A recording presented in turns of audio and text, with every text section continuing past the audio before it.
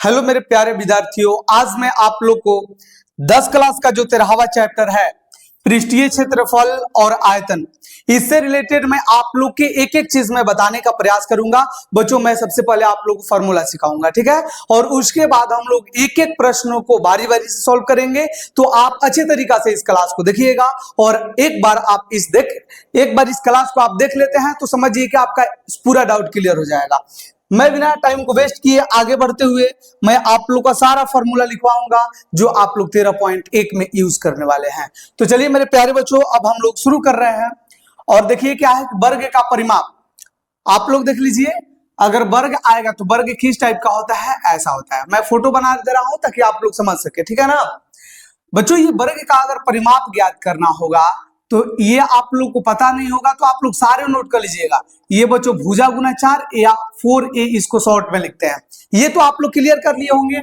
अब देखिए वर्ग का क्षेत्रफल अगर आएगा तो मेरे प्यारे बच्चों इसको भुजा स्क्वायर बोलते हैं। अगर शॉर्ट में कभी आपको लिखने के लिए आ जाए a स्क्वायर, क्लियर है। अब देखो वृत्त जो होता है ये गोल होता है बच्चों। वृत्त कैसा होता है, गोल होता है। तो इसका अब हमें परिधि ज्ञात करना है। और परिधि बच्चों इसको कहते हैं, देखो जो किनारे किनारे कर है ना बाहरी वाला लंबाई, इसी को हम लोग परिधि बोलते हैं। तो देखिए मेरे प्यारे बच्चों, अब बताओ क्या हो जाएगा। वृत्त की परिधि आप लोग अच्छे तरीका से जानते होंगे 2πr होता है। वृत्त की परिधि 2πr, वृत्त का क्षेत्रफल बोलो πr स्क्वायर। ये आप लोग अच्छे तरीका से फॉर्मूला अगर सीख जाते हैं तो मैं आप लोग को एकदम बारीकी से समझिए कि एक भी डाउट नहीं छोड़ने वाला हूं, मैं सब चीज सिखा दूंगा। चलिए अब हम लोग आगे बच्चों बढ़ेंगे।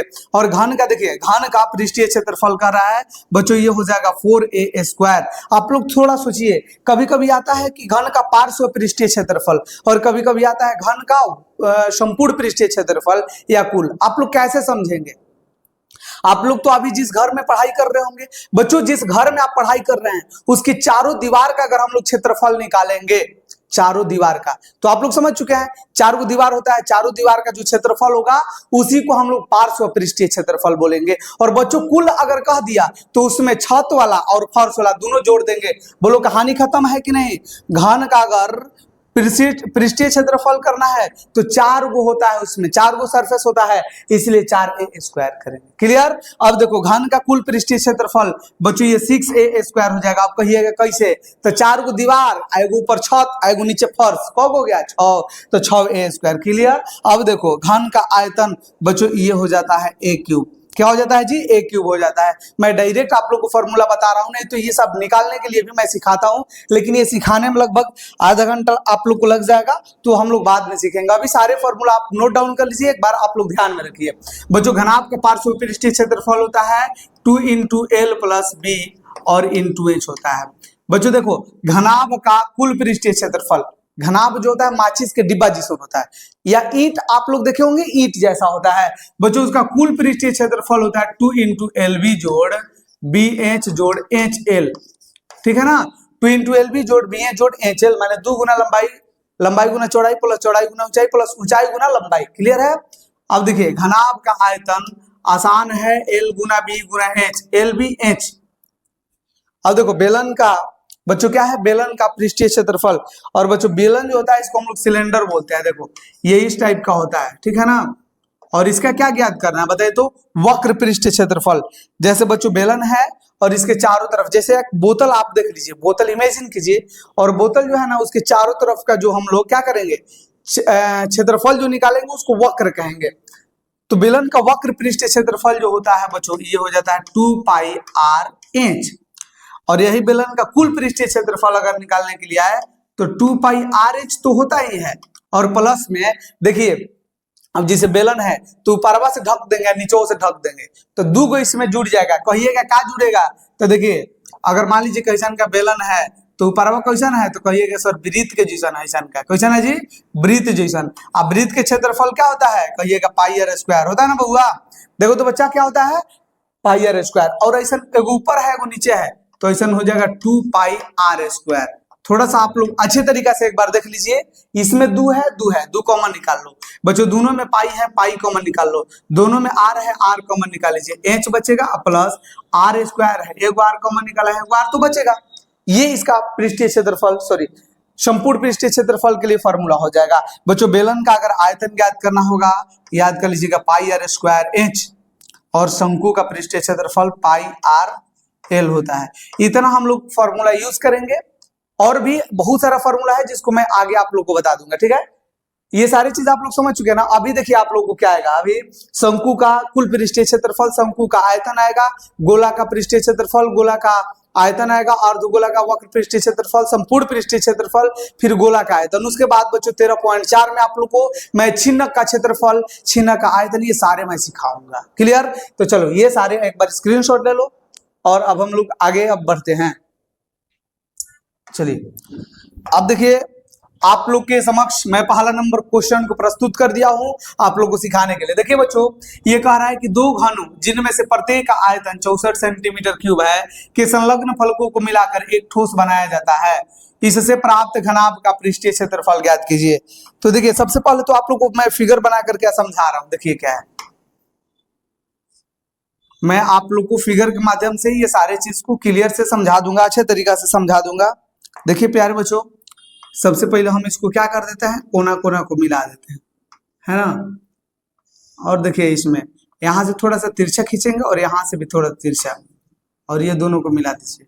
आप देखेंगे इसमें ना कि दो गो घन है, कौ गो बच्चों है, दो गो इसमें घन है, दोनों को एक में सटा दिया गया है। और जैसा हम ऐसा कर देंगे, जब सटा देंगे तो ये एक घनाभ बन जाएगा। और देखो इसमें दिया क्या है, कहिएगा सर इसमें एक का आयतन दिया है 64 सेंटीमीटर दिया है ना जी, और ये भी दिया है 64 सेंटीमीटर क्यूब। चलो तो अब बताओ, अब हमारा भी आयतन है, देखो ये क्या दिया है, आयतन दिया है, और घन का आयतन होता है ए क्यूब। क्या होता है जी, ए क्यूब।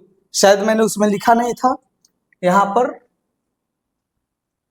चलिए घन का नहीं लिखा ना, घन का आयतन लिखा है। देखिए घन का आयतन क्या होता है जी, ए क्यूब होता है। आप लोग अच्छे से याद रखेंगे ना। चलिए तो अब यहाँ पर सबसे पहले जब मैं बोलूंगा कि कभी भी आप लोग लैंग्वेज बेस्ड क्वेश्चन को सॉल्व करेंगे तो सबसे पहले लिखना है दिया है। ये लिखने से पता चल जाता है कि हाँ हम शुरू कर दिए, और बच्चों जब शुरू कर देंगे तो अंत जरूर होगा। तो देखो दिया है, बोलो क्या, तो घन का आयतन, घन का आयतन दिया है, घन का बच्चों क्या दिया है, आयतन। और ये बोलिए क्या दिया है, ए क्यूब, सॉरी ए क्यूब नहीं 64 दिया है, 64 सेंटीमीटर क्यूब। और घन का आयतन क्या होता है, कहिएगा ए क्यूब होता है इक्वल टू 64। और मेरे प्यारे बच्चों देखो, अगर क्यूब को इस साइड भेजेंगे तो ये क्यूब रूट हो जाता है और ये 64 हो जाएगा।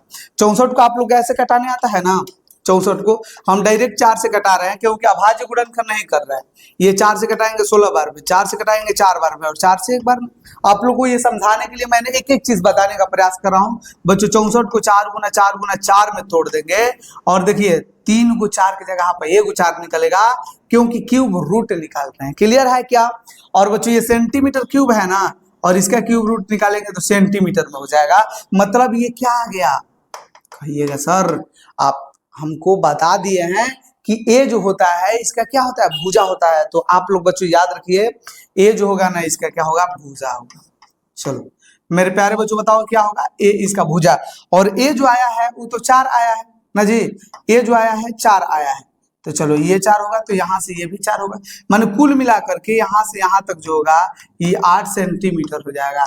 ऊंचाई बच्चों इसका क्या हो जाएगा, 4 सेंटीमीटर। ये बताओ कितना होगा, कहिएगा 4 होगा। तो चलिए अब यहाँ पर सारा चीज को हटाइए और एक चीज लिखिए। अब लिखेंगे, देखो क्या, अब लिखेंगे घनाभ के लिए, घनाभ के लिए।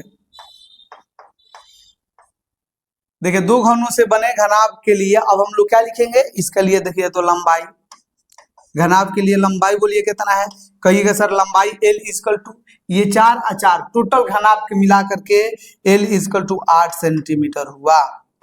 और बच्चों बता दो चौड़ाई B इक्वल टू कितना होगा, तो कहिएगा सर चौड़ाई ये वाला है, चौड़ाई चूंकि घन के भुजा के बराबर ही है, और ये तो A आया है, और A बराबर हम जानते हैं कि 4 आया है, तो B का मान कितना हो जाएगा 4। आप कहिएगा सर ये कबो A लिख रहे हैं कबो B लिख रहे हैं, और तो A मतलब भुजा होता है और B मतलब चौड़ाई।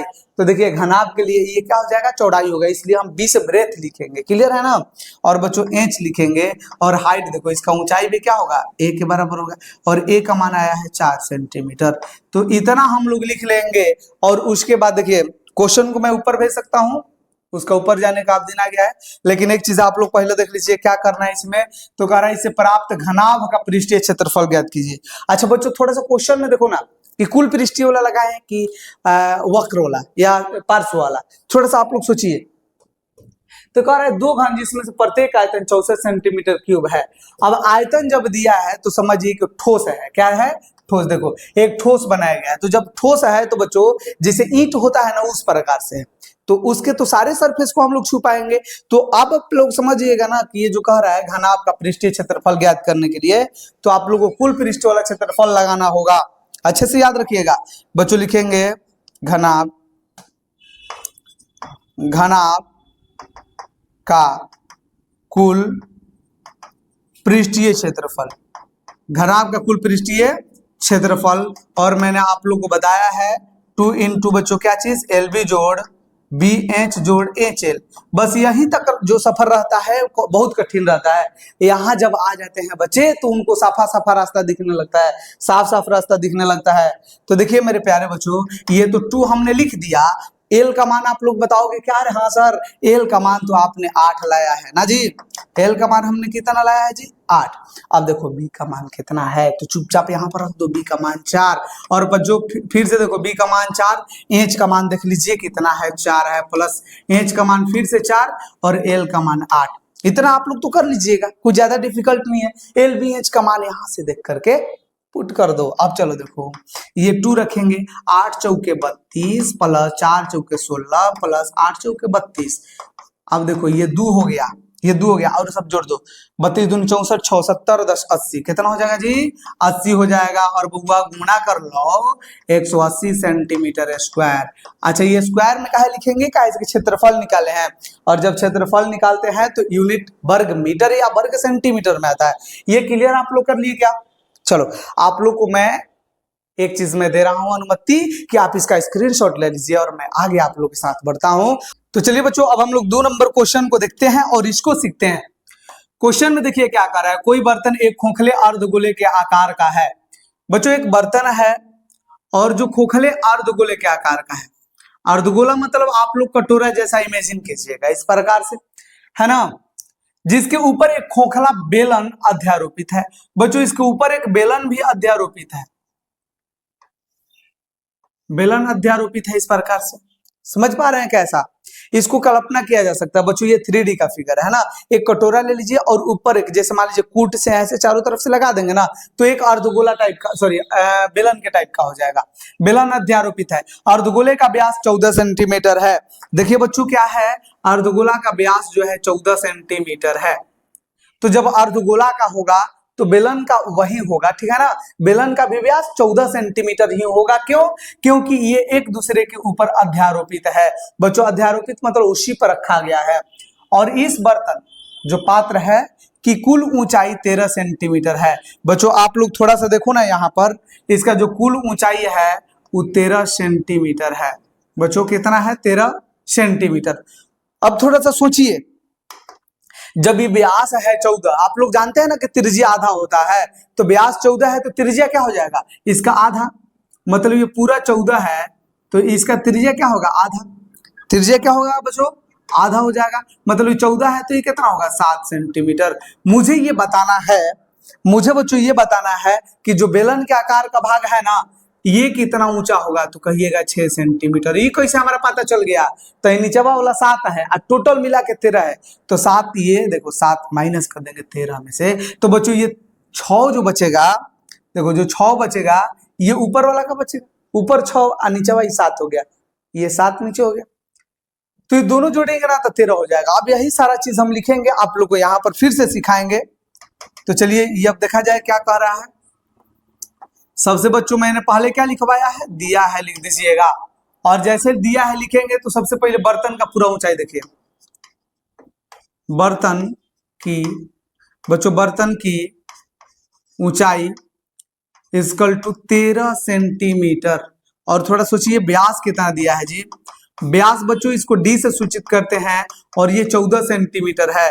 त्रिज्या तो आप लोग जानते होंगे, नहीं जानते हैं तो कोई बात नहीं, त्रिज्या r equal to D by 2 होता है। बच्चों त्रिज्या जो होता है वो व्यास से आधा होता है।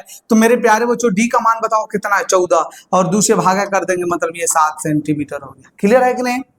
ये थोड़ा सा लाइट आ रहा होगा उधर से, पहले बंद कर देने, रुक जाइए। चलिए आप लोग ये सारे क्लियर कर लिए होंगे। ये हमने 7 सेंटीमीटर तो तुला दिया, आप लोग को ये सारा चीज समझ में आ गया होगा। अब थोड़ा सा सोचिए, अब मैं आप लोग को क्या सोचने के लिए मैं बोल रहा हूं, थोड़ा सा देख लीजिए। अब मैं बोल रहा हूं बेलन के आकार का जो भाग है उसका ऊंचाई ज्ञात करना है।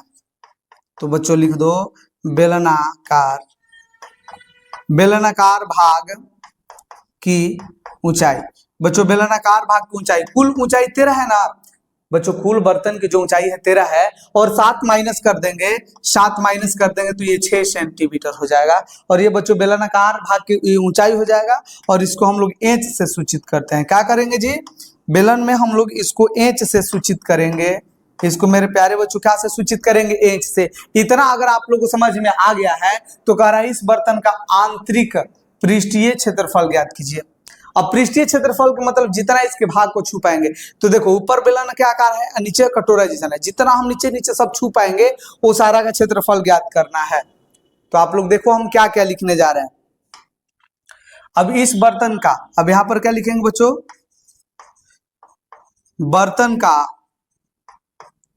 पृष्ठीय क्षेत्रफल, बर्तन का पृष्ठीय क्षेत्रफल। और देखो यहाँ पर दो फॉर्मूला लगेगा, एक तो अर्धगोला वाला, और बच्चों अर्धगोला का पृष्ठीय क्षेत्रफल होता है 2 पाई आर स्क्वायर। क्या होता है जी? 2 पाई आर स्क्वायर। अर्धगोला का 2 पाई आर स्क्वायर होता है, हमने लिखा नहीं है लेकिन आप यहाँ पर सीख जाइएगा बच्चों। अर्धगोला का 2 पाई आर स्क्वायर और प्लस देखो इसके बाद बेलन है, ऊपरवा क्या है? बेलन, और बेलन का क्षेत्रफल क्या होता है? कहिएगा ना कि पाई आर, 2 पाई आर एच। क्या होता है जी? 2 पाई आर एच। इसमें हम कॉमन निकालेंगे तो थोड़ा कैलकुलेशन आसान हो जाएगा। देखो दोनों में है, कांस्टेंट टर्म होता है बच्चों। पाई का मान दोनों जगह तो एक ही होगा, और त्रिज्या एक दूसरे का अध्यारोपित है, मतलब त्रिज्या भी बराबर है, और जब बराबर है दोनों में है तो हम लोग कॉमन निकालेंगे। क्या करेंगे मेरे प्यारे बच्चों? कॉमन निकालेंगे। थोड़ा देखो ना, देखो अब हम क्या कर रहे हैं, ये हम 2 है दोनों में तो 2 कॉमन निकाल लिए, दोनों में पाई है पाई कॉमन निकाल लिए, दोनों में आर है आर भी कॉमन निकाल लिए। 2 निकल गया, पाई निकल गया, आर निकल गया। यहाँ पर आर स्क्वायर है तो एक बार बचेगा, प्लस देखो 2 निकल गया, पाई निकल गया, आर निकल गया, क्या बचा? इंच बचा। अब ये सारे वैल्यू पुट कर लीजिए और उसके बाद कैलकुलेशन करना है। कितना आप आसानी से हम लोग बच्चों सॉल्व कर लिए। देख लीजिए एक क्वेश्चन यहाँ से लॉन्ग क्वेश्चन आता है, इसलिए ये काफी इंपॉर्टेंट चैप्टर रहेगा, ठीक है ना। ये देखो 2 गुना पाई का मान 22/7। बच्चों देखो आर का मान कितना है? कहिएगा आर का मान सर 7 है, तो रख दो ये, फिर आर का मान 7 प्लस इंच। इंच जो है देखो बेलनाकार भाग की ऊंचाई, इंच बराबर कितना है? 6। अब मैं इसको कटाऊंगा, 7 से 7 कट जाएगा, 22 को 2 से गुना करेंगे बच्चों ये 44 हो गया, गुना 7 को 6 से गुना करेंगे 13। आप लोग गुना कर लीजिएगा, 13 चौके 52 कितना हो जाएगा? 572। बच्चों कितना हो जाएगा? 572 सेंटीमीटर स्क्वायर। ये मैंने याद नहीं किया है बल्कि ये गुणा करने का मेरे पास ट्रिक है बहुत सारा, जो मैं शॉर्ट वीडियो में अक्सर डाल दिया करता हूं। बच्चों आप लोग ये सारी चीज समझ चुके हैं ना? ये आप लोग समझ चुके हैं कि नहीं? अगर समझ चुके हैं तो स्क्रीनशॉट ले लीजिए, कोई ज्यादा डिफिकल्ट क्वेश्चन नहीं है। आपसे हम अगला क्वेश्चन को अब सॉल्व करते हुए मिल रहे हैं। और देखिए अब 3 नंबर क्वेश्चन क्या है, करे कि देखो क्या कर रहा है कि एक खिलौना त्रिज्या 3.5 सेंटीमीटर वाले एक शंकु के आकार का है। बच्चों थोड़ा सा आप लोग सोचेंगे, एक खिलौना है जो शंकु के आकार का है। शंकु ऐसा का होता है जैसे बर्थडे वाला टोपी होता है ना बच्चों, बर्थडे वाला जो टोपी होता है, टोपी औसन का जैसा है, ठीक है ना। इसका त्रिज्या 3.5 सेंटीमीटर है। त्रिज्या इसका कितना है जी? 3.5 सेंटीमीटर, माने यहाँ आधा से लेकर के ये त्रिज्या कहलाता है। ये तो समझ गए। अब कह रहा है कि एक शंकु के आकार का है जो उसी त्रिज्या वाले एक अर्धगोले पर अध्यारोपित है, और नीचवा इसका अर्धगोला टाइप का है। समझ गए ना? अर्धगोला टाइप का है और ऊपर से शंकु रखा गया, माने कटोरा जैसा है, और ऊपर से बर्थडे वाला क्या रखा गया? टोपी रखा गया। इस खिलौना की संपूर्ण ऊंचाई 15.5 है। कितना है बुआ? 15.5 सेंटीमीटर है। थोड़ा सा सोच लीजिए, करा कि इस खिलौने का संपूर्ण पृष्ठीय क्षेत्रफल ज्ञात कीजिए। अब देखिए इसमें क्या क्या है, तो इसमें आप देख रहे हैं कि एक शंकु है, बच्चों क्या है, शंकु। और शंकु का पृष्ठीय क्षेत्रफल में पाई आर एल होता है, और एल को बच्चों बोलते हैं तिर्यक ऊंचाई। क्या बोलते हैं जी, तिर्यक ऊंचाई।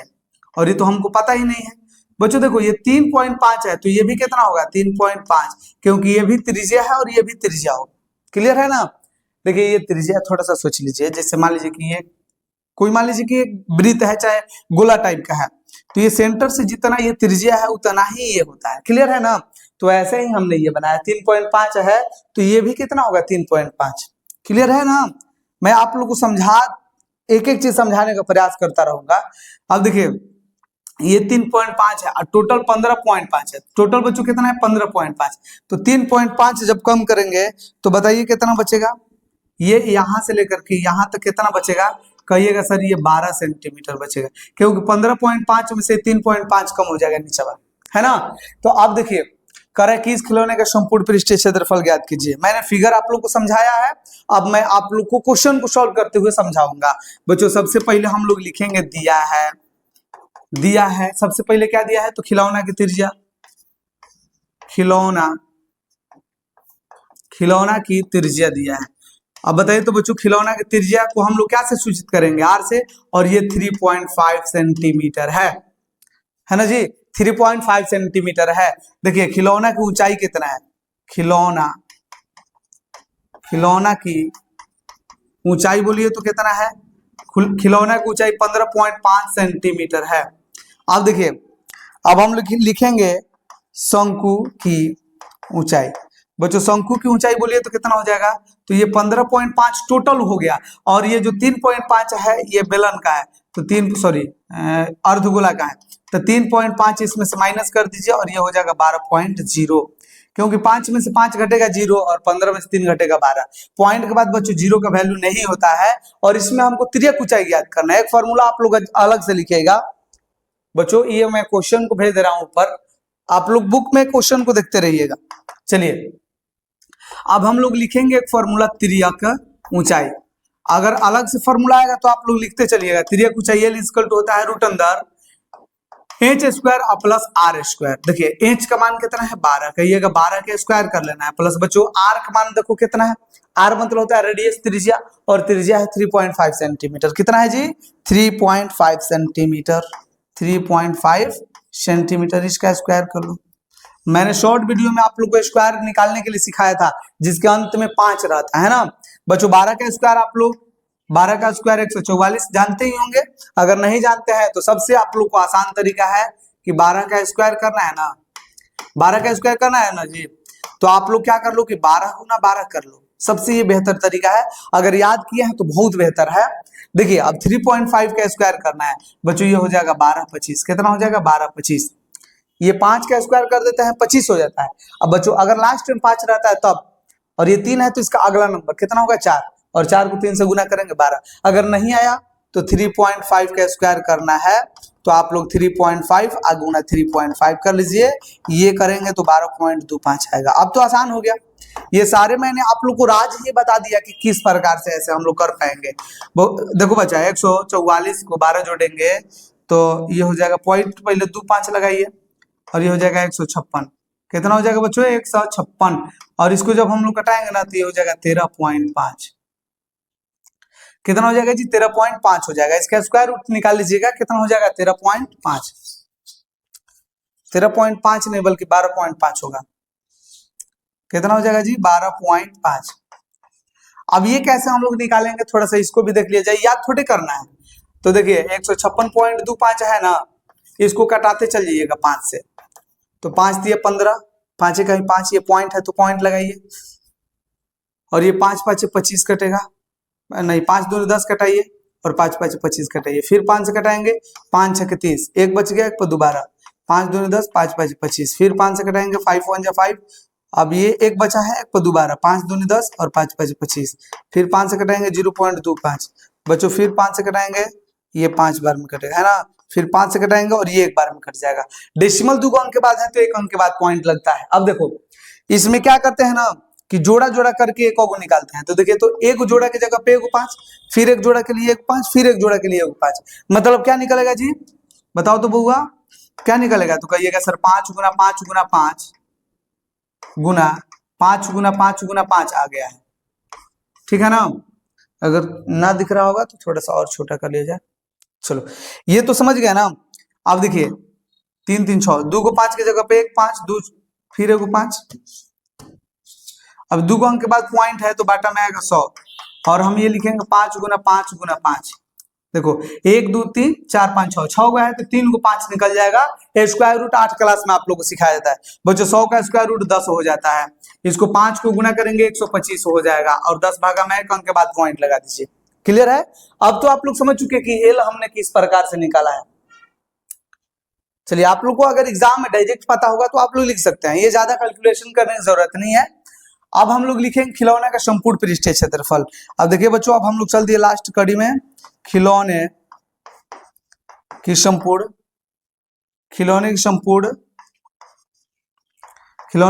पृष्ठीय क्षेत्रफल।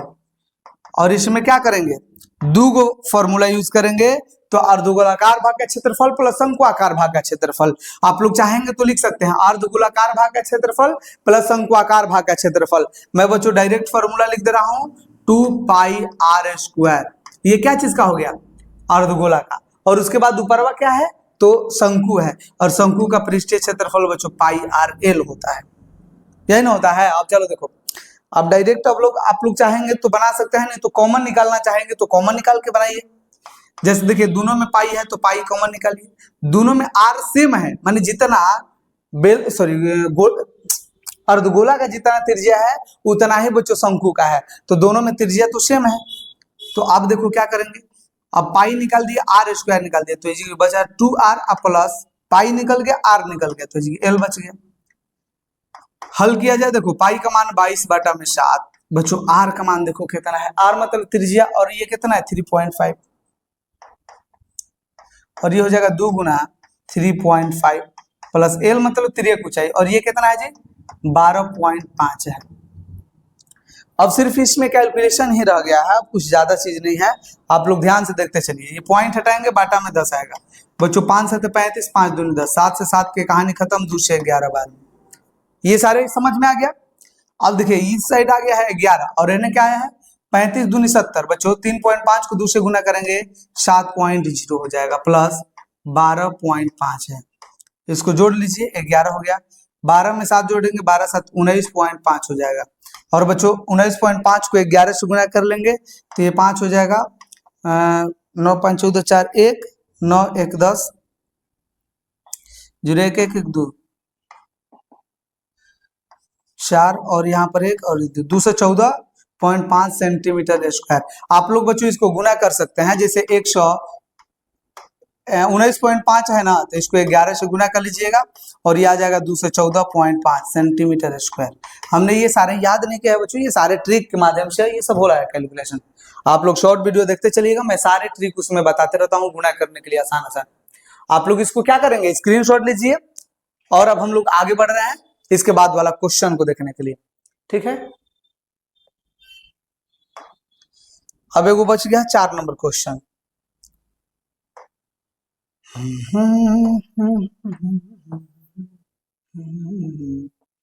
देखो ये 4 नंबर क्वेश्चन की तरफ अब हम लोग चल दिए। देखिएगा क्या कर रहा है क्वेश्चन में, मैं अच्छे तरीके से सिखाऊंगा। देखिए भुजा 7 सेंटीमीटर वाले घनाकार ब्लॉक के ऊपर एक अर्धगोला रखा हुआ है, अर्धगोला का अधिकतम व्यास क्या हो सकता है, इस प्रकार बने ठोस का पृष्ठीय क्षेत्रफल ज्ञात कीजिए। देखिए मेरे प्यारे बच्चों, सबसे पहले आप लोग करेंगे क्या, तो एक घनाकार ब्लॉक बनाएंगे। ब्लॉक मतलब कि सॉलिड पार्ट है ना। चलिए हम सबसे पहले क्या करेंगे, एक घन के आकार का एक ब्लॉक बनाएंगे। चलो हम ब्लॉक बना रहे हैं, इस प्रकार से बन गया।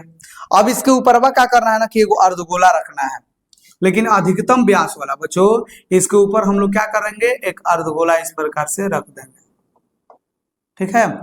आप लोग सोचिए कि एक कोई मतलब जिसे पासा होता है ना, लूडो छक्का खेलने वाला, तो उसमें से जिस प्रकार से है उसके ऊपर गेंदा का जो काटा हुआ भाग है उस पर रख दिए। लेकिन याद रखिए कि छोटा पासा नहीं होगा, मतलब उतना बड़ा होगा जिस पर उसको रखा जा सके। आपको मैं कल्पना करने के लिए बता रहा हूं, जैसे कि एक मान लीजिए पासा है, वो भी बड़ा, और उस पे गेंद का आधा टुका हुआ भाग रख दे रहे हैं। तो जिस प्रकार से शेप बन रहा है, अब उसी का पृष्ठीय क्षेत्रफल ज्ञात करना है। अब हम लोग कैसे करेंगे? सबसे पहले तो आप लोग को लिखना होगा, दिया है बच्चों, दिया है क्या चीज? तो घन की भुजा दिया है, घन की भुजा। जरा देख लो यहाँ पर, भुजा 7 सेंटीमीटर है, घन की भुजा ए इक्वल टू बच्चों 7 सेंटीमीटर है। ए का मान कितना है जी? 7 सेंटीमीटर। तो इसीलिए अर्धगोला का बच्चों, अर्धगोला का अधिकतम व्यास बच्चों, अर्धगोला का अधिकतम व्यास कितना हो जाएगा जी? अधिकतम व्यास d इक्वल टू 7 सेंटीमीटर होगा। क्योंकि देखो ये जगह से लेकर के ये जगह तक छू रहा है और ये तो साइड के बराबर है, और जब साइड के बराबर है मतलब a के बराबर है, भुजा के बराबर है, तो इसका d जो होगा वो 7 होगा, माने व्यास जो होगा 7 होगा। बच्चों आप लोग को त्रिज्या फाइंड करनी होती है, और त्रिज्या r इक्वल टू क्या हो जाएगा? 7/2 सेंटीमीटर। अब आप लोग लास्ट स्टेप में चलेंगे और इसको सॉल्व करेंगे।